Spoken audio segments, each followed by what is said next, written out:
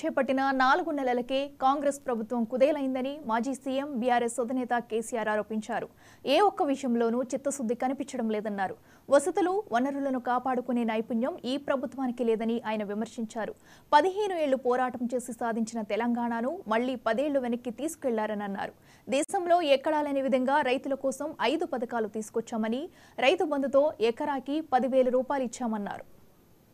దేశంలో ఎక్కడ లేనంత సమున్నతమైన గౌరవాన్ని అంబేద్కర్ గారికి ఇవ్వాలని మనం 2 పనులు చేసినాం. 125 ఫీట్ల అంబేద్కర్ గారి విగ్రహాన్ని హైదరాబాద్ లో నెలకొల్పి దేశానికే సమున్నతమైనటువంటి గౌరవం వచ్చే విధంగా ఒక మంచి పని మనం చేసుకున్నాం.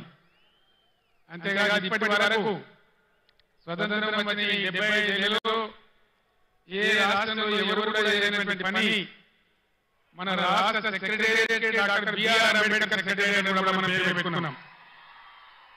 ఇది మన మహనీయునికి అర్పించినటువంటి నివాళి. ఇక్కడ నేను మీ అందరికీ ఒక మాట మనవి చేస్తున్నా. ఇక్కడి నుంచి ఈ చేవేళ్ల సభ నుంచి యావత్ తెలంగాణ రాష్ట్ర ప్రజలకు కూడా ఒక సందేశాన్ని ఇవ్వదలుచుకున్నా. రాజకీయాలు వస్తుంటాయి, పోతుంటాయి, ఎన్నికలు కూడా వస్తూ ఉంటాయి, పోతా ఉంటాయి. కానీ ప్రజానీకానికి రాష్ట్ర ప్రభుత్వం అంటే ఒక ధీమా, ఒక ధైర్యం, మా ప్రభుత్వం ఉంది, మమ్మల్ని ఆదుకుంటుందనేటువంటి ఒక విశ్వాసం అనేది ఉండాలి. ఎక్కడైనా ప్రజల ప్రభుత్వం నుంచి కోరుకునేది అదే. ఒక ఆయన కొద్దిగా ఎక్కువ జరగచ్చు, ఒక ఆయన కొద్దిగా తక్కువ జరగచ్చు. కానీ యావత్ రాష్ట్ర ప్రజానీకానికి ఉండాల్సింది ఒక ధీమా, ఒక ధైర్యం, ఒక ఆత్మవిశ్వాసం. మమ్మల్ని అన్ని విధాలా ఆదుకునే మా ప్రభుత్వం ఉంది అనేటువంటి ఒక గౌరవమైనటువంటి భావం ప్రభుత్వం ఉండాలి. ఈ మధ్య ఎన్నికలలో నేను చాలా సభలలో చెప్పినాను, ఓట్లు వేసే ముందే చాలా జాగ్రత్తగా ఆలోచించాలి. ఏమాత్రం దెబ్బ తగిలినా చాలా పెద్ద పొరపాటని చెప్పినాను. సరే, ప్రజలలో కొంతమంది కొన్ని రకాల ఆలోచనలు, కాంగ్రెస్ పార్టీ ఇచ్చినటువంటి అంతులేని హామీలు, ప్రలోభాలు, దానికి గురైన కొందరు కింది మీద చేస్తే ఈ రాష్ట్రంలో కాంగ్రెస్ ప్రభుత్వం వచ్చింది. 4 నెలలు గడిచి 5 నెలలు జరుగుతా ఉంది.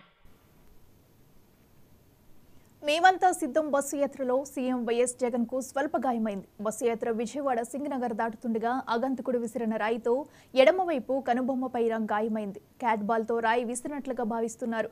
వెంటనే బస్సు లోపలికి వెళ్లి ప్రథమ చికిత్స అనంతరం జగన్ మళ్లీ ప్రజలకు అభివాదం చేస్తూ బస్సు యాత్ర కొనసాగిస్తున్నారు. ఈ ఘటనలో ఎమ్మెల్యే వెల్లంపల్లి ఎడమ కంటికి కూడా స్వల్పంగా గాయమైంది.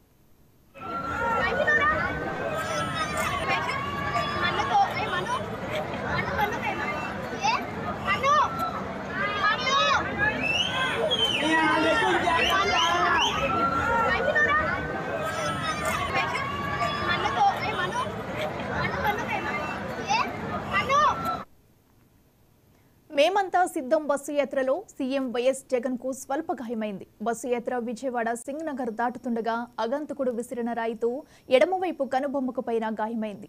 క్యాట్ బాల్ తో రాయి విసిరినట్లుగా భావిస్తున్నారు. వెంటనే బస్సు లోపలికి వెళ్లి ప్రథమ చికిత్స అనంతరం జగన్ మళ్లీ ప్రజలకు అభివాదం చేస్తూ బస్సు యాత్ర కొనసాగిస్తున్నారు.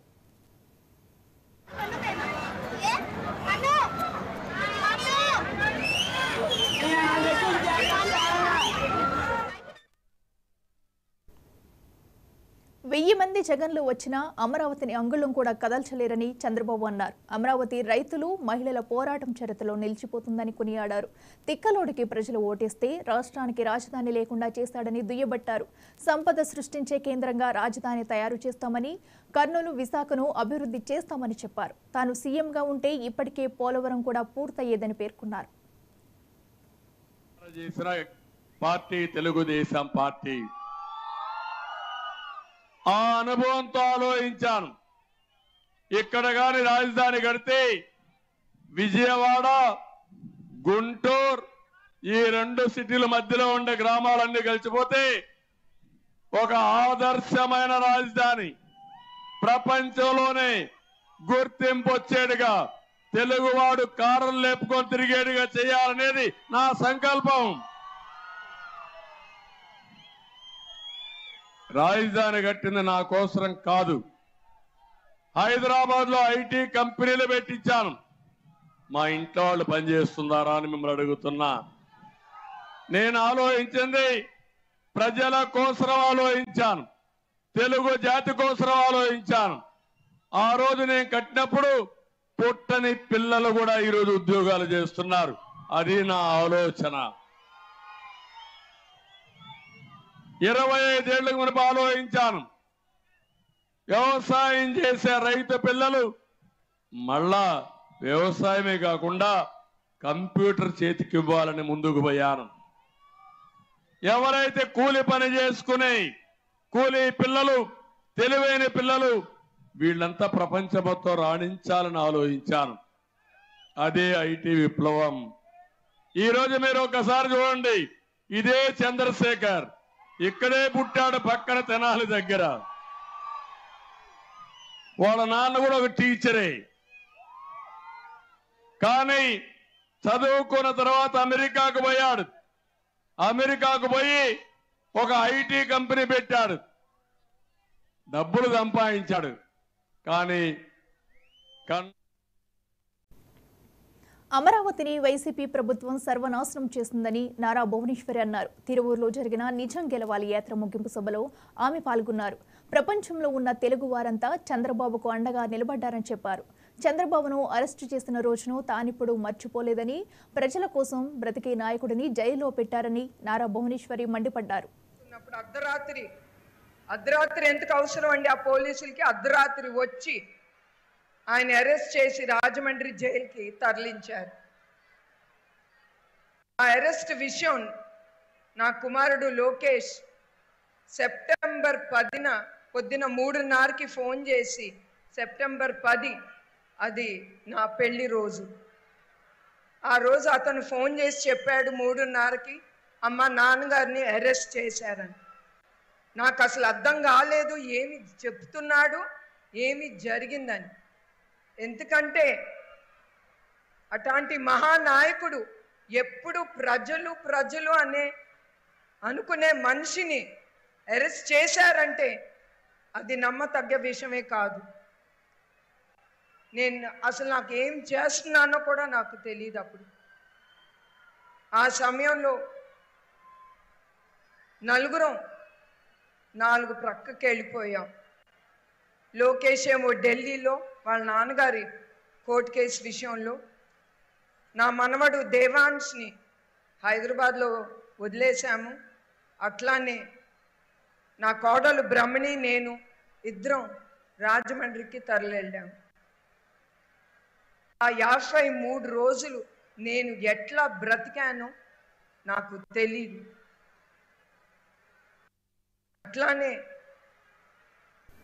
ఒకరోజు చాలా రోజులు నెల్లూరు జిల్లా కందుకూరులో వైసీపీ ఎన్నికల ప్రచారం నిర్వహించారు. ఈ ప్రచారంలో పార్లమెంట్ అభ్యర్థి విజయసాయిరెడ్డి, కందుకూరు వైసీపీ ఎమ్మెల్యే అభ్యర్థి బుర్రా మధుసూదన్ యాదవ్ పాల్గొన్నారు. ముస్లిం మైనారిటీలకు గతంలో ఎన్నడూ లేని విధంగా ప్రస్తుతం అన్ని సంక్షేమ పథకాలు అందుతున్నాయని విజయసాయిరెడ్డి అన్నారు. ప్రతి 6 నెలలకు ఒకసారి జాబ్ మేళా నిర్వహించి యువతలకు ఉద్యోగాలు వచ్చేలా చేస్తామని చెప్పారు. కందుకూరు నియోజకవర్గ అభివృద్ధికి కట్టుబడి ఉన్నామని, వైసీపీ ప్రభుత్వం ముస్లింలకు అండగా ఉంటుందని ఓటర్లకు భరోసానిచ్చారు. మిగతా ప్రతిపక్షాల్లాగా మనం ప్రజలను తీసుకురాలేదు. స్వచ్ఛందంగా ప్రజలు వచ్చినటువంటి తీరు, వారి స్పందన కానీ చూస్తే ఇది నిజంగా అపురూపమైనటువంటి ఒక మరచిపోలేనటువంటి ప్రచారంగా మేము భావిస్తూ ఉన్నాం. నియోజకవర్గంలో ఉన్నటువంటి బడుగు బలహీన వర్గాల పట్ల చూపిస్తున్న వాళ్ళు, బలహీన వర్గాలు వైఎస్ఆర్ కాంగ్రెస్ పార్టీ పట్ల చూపిస్తున్నటువంటి ఆదరణ, వైఎస్ఆర్ కాంగ్రెస్ పార్టీ నుంచి పోటీ చేస్తున్నటువంటి మా ఇద్దరు తిరుగులేని విజయానికి దారితీస్తుందని నేను బలంగా నమ్ముతా ఉన్నాను. జగన్ గారి పరిపాలన, 2వ విడత పరిపాలనపై ఒక్కటే అర్థమవుతా ఉంది, ప్రజలందరూ కూడా కొండంత ఆశ పెట్టుకున్నారన్నటువంటి చాలా స్పష్టంగా తెలుస్తుంది. వారి యొక్క అంచనాలకు మించి వారి సమస్యలను పరిష్కరించేటటువంటి బాధ్యత, అమలు చేసేటటువంటి పథకాలను అమలు చేసేటటువంటి బాధ్యత మా పైన ఉంటుంది. పార్లమెంటు సభ్యుడిగా నా పైన, శాసనసభ్యుడిగా మధుసూదన్ యాదవ్ గారి పైన ఉంటుంది. ఉంది అన్నటువంటి విషయం నేను తెలియజేస్తాను. వాలంటీర్ మేము నిర్మించినటువంటి వ్యవస్థలో వాలంటీర్ వ్యవస్థ ఏదైతే ఉందో దాన్ని సమూలంగా కూలగొట్టేదానికి ప్రయత్నించినటువంటి చంద్రబాబు నాయుడు ప్రజలు క్షమించరు. వ్యవస్థ వాలంటరీ వ్యవస్థ అంతా తిరుగుబాటు చేస్తుంది చంద్రబాబు. కడపలో మేనత్త వైఎస్ విమలారెడ్డిపై AP Congress chief YS Sharmila తీవ్ర స్థాయిలో విరుచుకుపడ్డారు. వివేక హత్య విషయంలో మేము ఆరోపణలు చేయడం కాదు, సిబిఐ చూపించిన ఆధారాలు మాత్రమే ఎత్తి చూపిస్తున్నామని తెలిపారు. ఈ హత్య రాజకీయాలు ఆగాలని కొట్లాడుతున్నాం, హంతకులు చట్టసభల్లో వెళ్లొద్దని పోరాటం చేస్తున్నామని షర్మిల తీవ్ర స్థాయిలో విమర్శించారు. ఆధారాలు ఉన్నాయి అని మేము మాత్రమే ఎత్తి చూపుతున్నాము. ఆధారాలు ఉన్నాయి కాబట్టే మాకు తెలిసింది ఫలాని వాళ్ళు హత్య చేపించారు అని మాకు తెలిసింది కాబట్టే మేము మాట్లాడుతున్నాము. మళ్ళీ అన్యాయం జరగకూడదు, మళ్ళీ హంతకులు చట్టసభలకు వెళ్ళకూడదు, ఈ హత్య రాజకీయాలు ఆగాలి అని మేమిద్దరం అక్కా చెల్లెలం ఈరోజు కొట్లాడటం జరుగుతుంది. విమలమ్మ గారి కొడుకుకి జగన్మోహన్ రెడ్డి గారు వర్క్స్ ఇవ్వడం జరిగింది, ఆర్థికంగా వాళ్ళు బలపడడం జరిగింది కాబట్టే ఈరోజు విమలమ్మ గారు ఆ విషయాన్ని గుర్తుపెట్టుకున్నారు. కానీ చనిపోయింది సొంత అన్నని వివేకానంద రెడ్డి గారు తనకు ఎంత చేశారో అన్న విషయము విమలమ్మ గారు మర్చిపోయినట్టున్నారు. వయసులో పెద్దపడ్డారు, వయసు వచ్చింది, మర్చిపోవడం సహజమే, మర్చిపోయినట్టున్నారు. అందులో ఎండాకాలం కాబట్టి 2019 నాటి ఫలితాలు ఈ 2024లోనూ రిపీట్ అవుతాయని నర్సారావుపేట ఎంపీ అభ్యర్థి మాజీ మంత్రి అనిల్ కుమార్ యాదవ్ ధీమా వ్యక్తం చేశారు. ముఖ్యమంత్రి వైఎస్ జగన్మోహన్ రెడ్డి మేమంతా సిద్ధం బస్సు యాత్ర వినుకొండలో ప్రారంభమైన పల్నాడు జిల్లా అంతటా ఒక ప్రపంచంలా సాగిందన్నారు. ఎండను కూడా లెక్క చేయకుండా మహిళలు, వృద్ధులు సైతం హాజరు కావటమే జగన్ ప్రపంచనానికి నిదర్శనంగా అభిప్రాయపడ్డారు. గుంటూరులో జోరు వర్షంలో కూడా జరిగిన బహిరంగ సభ విజయవంతమైందన్నారు. పల్నాడు జిల్లాలో ఎంపీ స్థానంతో పాటు 7 అసెంబ్లీ సెగ్మెంట్లను వైసీపీ గెలుచుకుంటుందన్నారు. పలికిన తీరు కూడా చూశాం. యువత దగ్గర నుంచి మహిళలు మొత్తం కూడా అక్కడి నుంచి తీసుకొని ర్యాలీ కావచ్చు, ఏదైతే వినుకొండలో ర్యాలీ కావచ్చు, తర్వాత పిడుగురాల్లో జరిగిన సభ కావచ్చు. పిడుగురాల్లో సభకి పోయే మార్గంలో కూడా మీరు అందరూ కూడా చూశారు. ఏదైతే పొద్దున మొదలు పెడితే 10:30కి ప్రతి జంక్షన్లో, ప్రతి గ్రామం జంక్షన్లో, అది రొంపిచెర్ల కానీ నకరేకలు కానీ ప్రతి ఊరు దగ్గర కూడా దాదాపు ఊరంతా కూడా వచ్చి రోడ్డు మీద నిలబడి ఈరోజు జగన్మోహన్ రెడ్డికి స్వాగతం పలికే తీరు చూసాం. సభకి పోయే పరిస్థితుల్లో కూడా ఎక్కడా కూడా కనీసం టైం కూడా లేకుండా అంత తాకిడిలో కూడా అడ్డుపడి, బస్సుకు అడ్డుపడి ప్రజలందరూ కూడా అన్నీ కూడా చూసామంటేనే 2019 మరోసారి రిపీట్ కాబోతా ఉంది. జగన్మోహన్ రెడ్డి గారు ముఖ్యమంత్రిగా ఏదైతే 2019లో ఇచ్చిన ప్రజల తీర్పు 2024లో కూడా రిపీట్ కాబోతా ఉందని చెప్పి ఈరోజు సంకేతాలు స్పష్టంగా వస్తూ ఉన్నాయి. నిన్న రాత్రి చూసాం గుంటూరులో ఓరు వర్షంలో కూడా ఆ సభ ఎంత పెద్ద ఎత్తున సక్సెస్ అయిందో కూడా తీరు చూస్తే తప్పకుండా మళ్ళీ 151 సీట్ల పైగా ఈరోజు జగన్మోహన్ రెడ్డి గారు సాధిస్తూ ఉన్నారని చెప్పేదానికి ఇంతకన్నా పెద్ద సంకేతం లేదు. ఎందుకంటే మేము చెప్పేది కాదు. వారం క్రితం ఆయన సత్తెనపల్లిలో చంద్రబాబు నాయుడు గారు సత్తెనపల్లిలో సభ చూసాం, పెదకూరుపాడులో కూడా సభ చూసాం. ఇదే సత్తెనపల్లిలో నిన్న దాదాపు 10:30కి మొదలు పెడితే 3 గంటల దాకా మండు టెండలో వేలాది మందిగా రోడ్లెక్కి జగన్మోహన్ రెడ్డి గారికి మద్దతు పలుకుతూ స్వాగతం పలికిన తీరు కూడా నిన్న సత్తెనపల్లి వీధుల్లో, టౌన్లో కూడా చూసాం. కాబట్టి ఈరోజు స్పష్టంగా ప్రజా తీర్పు, ముఖ్యంగా మహిళలు కానీ యువత కానీ అందరూ కూడా జగన్మోహన్ రెడ్డి గారిని మరోసారి ముఖ్యమంత్రి చేసుకుందామని స్పష్టంగా ఆ కూటమిని నమ్మే పరిస్థితిలో ప్రజలు లేరు. మళ్ళీ కూడా ఏదైతే జగన్మోహన్ రెడ్డి గారు మాట ఇస్తే తప్పని నాయకుడిగా ఈ 5 సంవత్సరాల పాటు తన పరిపాలన మళ్ళీ మాకు కావాలి, జగన్మోహన్ రెడ్డి గారే కావాలి అనే నిదానం. పిఠాపురం అసెంబ్లీ నియోజకవర్గంలో జనసేన పక్షాన ఎన్నికల నిర్వహణ కోసం ఏర్పాటైన కమిటీలకు ఆ పార్టీ అధ్యక్షులు పవన్ కళ్యాణ్ ఆమోదం తెలిపారు. నియోజకవర్గంలోని అన్ని ప్రాంతాల వారికి ఎన్నికల నిర్వహణలో భాగస్వాములయ్యేందుకు ఈ కమిటీలు ఏర్పాటయ్యాయని లేఖలో చెప్పారు. పార్టీ ప్రధాన కార్యదర్శి కొణిదెల నాగబాబు నేతృత్వంలో పార్టీ నేతల సుదీర్ఘ సమావేశాల తర్వాత ఏకాభిప్రాయంతో ఈ కమిటీలకు రూపకల్పన జరిగిందని చెప్పుకొచ్చారు.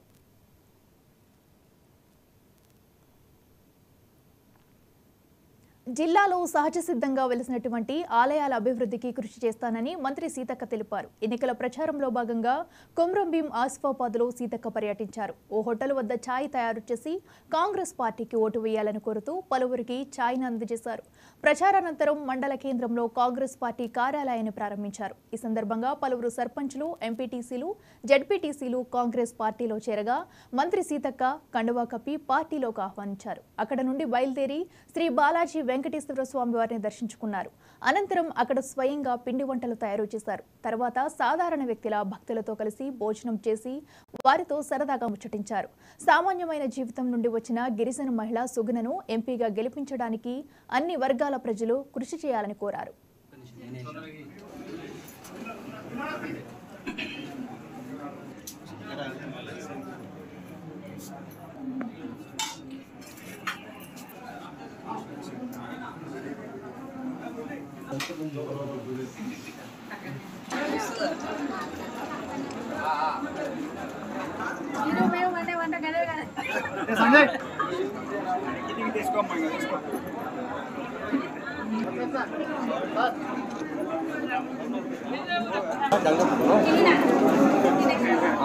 ఇక్కడ ఉన్నారు ఇప్పుడు నమ్మాలని ఇంకా గంగపురం మీటింగే కాలేదు.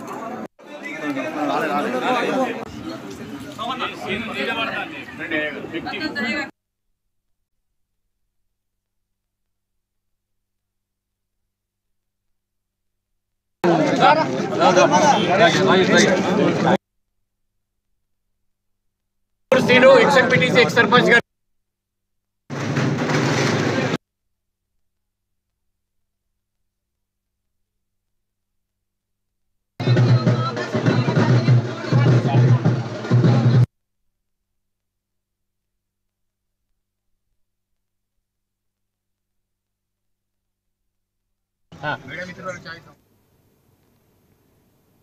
కాంగ్రెస్ ఎంపీ అభ్యర్థి గెలిపే లక్ష్యంగా పనిచేయాలని ఆ పార్టీ ఆదిలాబాద్ ఇన్ఛార్జ్ కంది శ్రీనివాసరెడ్డి పిలుపునిచ్చారు.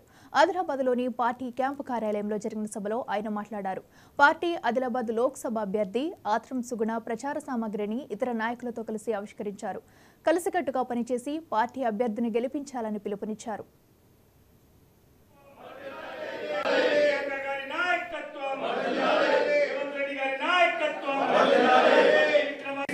రెడ్డి గారి నాయకత్వం కాంగ్రెస్ జై కాంగ్రెస్ జై కాంగ్రెస్ జై కాంగ్రెస్ గుర్తుకే సుగుణక్క గారి నాయకత్వం రాహుల్ గాంధీ గారి నాయకత్వం సోనియా గాంధీ గారి నాయకత్వం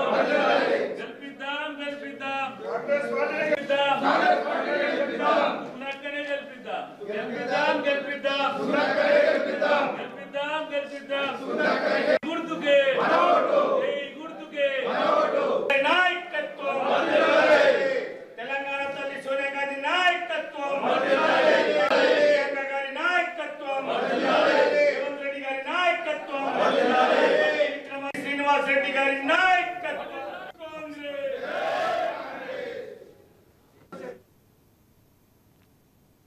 హిందూపురం ఎమ్మెల్యే టీడీపీ నేత బాలకృష్ణ మరోసారి అభిమానులపై ఆగ్రహం వ్యక్తం చేశారు.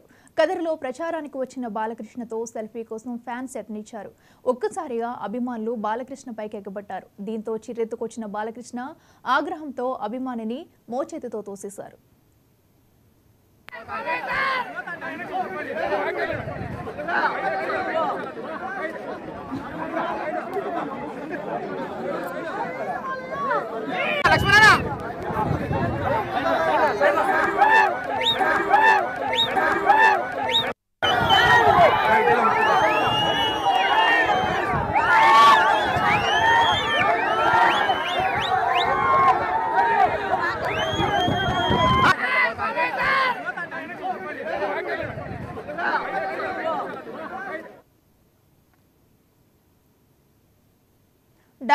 బిఆర్ అంబేద్కర్ 134వ జయంతి సందర్భంగా తెనాలికి చెందిన సూర్య శిల్పసౌల అంబేద్కర్ విగ్రహాల ప్రదర్శన ఏర్పాటు చేస్తుంది. 2 నుంచి 29 అడుగుల ఎత్తున్న ఫైబర్ కాంస్య విగ్రహాలను ఈ ప్రదర్శనలో ఉంచారు. తెనాలి మండలం కంచర్లపాలెం శివారులోని సూర్య శిల్పశాల శాఖలో వీటిని ప్రదర్శించారు. ఈ విగ్రహాలు సందర్శకులను విశేషంగా ఆకట్టుకుంటున్నాయి. సూర్య శిల్పశాల నిర్వాహకులైన ప్రముఖ శిల్పులు కాటూరి వెంకటేశ్వరరావు, రవిచంద్ర, శ్రీహర్ష వివిధ రకాల రంగులలో చూడముచ్చటగా రూపొందించిన అంబేద్కర్ విగ్రహాలు జీవకళ ఉట్టిపడుతూ కనువిందు చేస్తున్నాయి. భారత ఆర్థిక రాజధాని ముంబైలో ప్రతిష్ఠించేందుకు తయారు చేస్తున్న కాంస్య విగ్రహాన్ని కూడా ఈ ప్రదర్శనలో ఉంచారు. ఈ సందర్భంగా వారు మాట్లాడుతూ విగ్రహాల తయారీలో ఉమ్మడి రాష్ట్రంతో పాటు దేశవ్యాప్తంగా తమ సంస్థకు మంచి గుర్తింపు ఉందని అన్నారు. కుర్చీలో కూర్చుని రాజ్యాంగం రాస్తున్న అంబేద్కర్ విగ్రహాన్ని తెలంగాణ కోసం ప్రత్యేకంగా తయారు చేశామని, అది ఎంతో పేరు తెచ్చిపెట్టిందని శిల్పులు చెబుతున్నారు. ఇప్పుడు చాలా రాష్ట్రాల నుంచి అలాంటి విగ్రహాలు అడుగుతున్నట్టు కూడా చెప్పారు.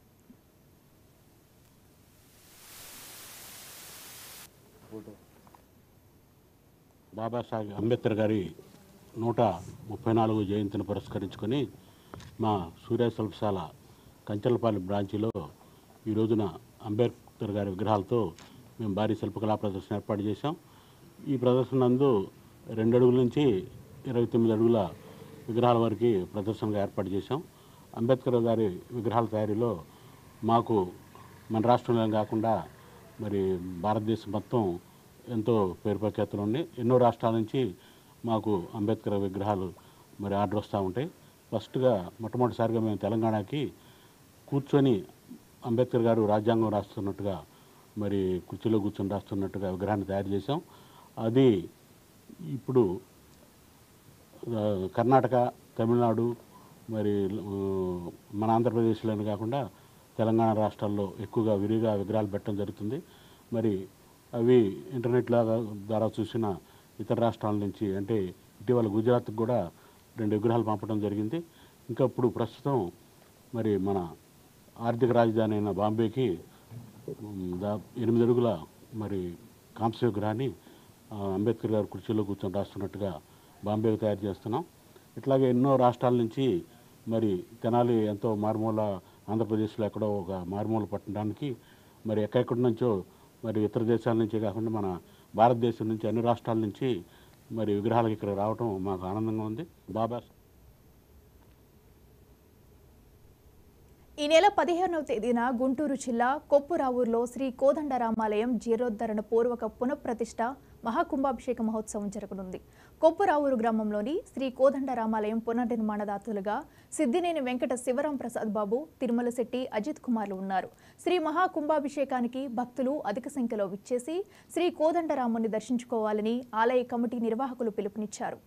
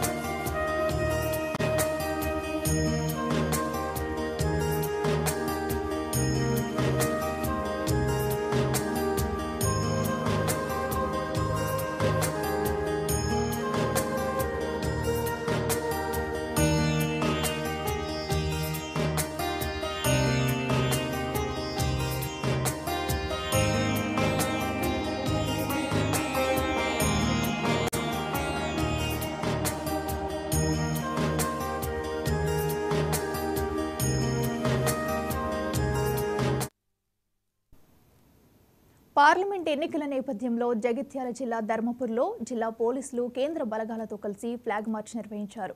జిల్లా ఎస్పీ సన్ప్రీత్ సింగ్ ఆదేశాల మేరకు కవాతు నిర్వహించారు. డీఎస్పీ రఘుచందర్ ఏఆర్ అదనపు ఎస్పీ భీమ్రావు ఆధ్వర్యంలో పట్టణంలోని గాంధీ చౌక్, నంది చౌక్, అంబేద్కర్ చౌకుల మీదుగా కవాతు కొనసాగింది. ఎన్నికలను ప్రశాంత వాతావరణంలో నిర్వహించేందుకు ముందస్తు చర్యలలో భాగంగా ఈ ఫ్లాగ్ మార్చ్ నిర్వహించినట్లు అధికారులు తెలిపారు.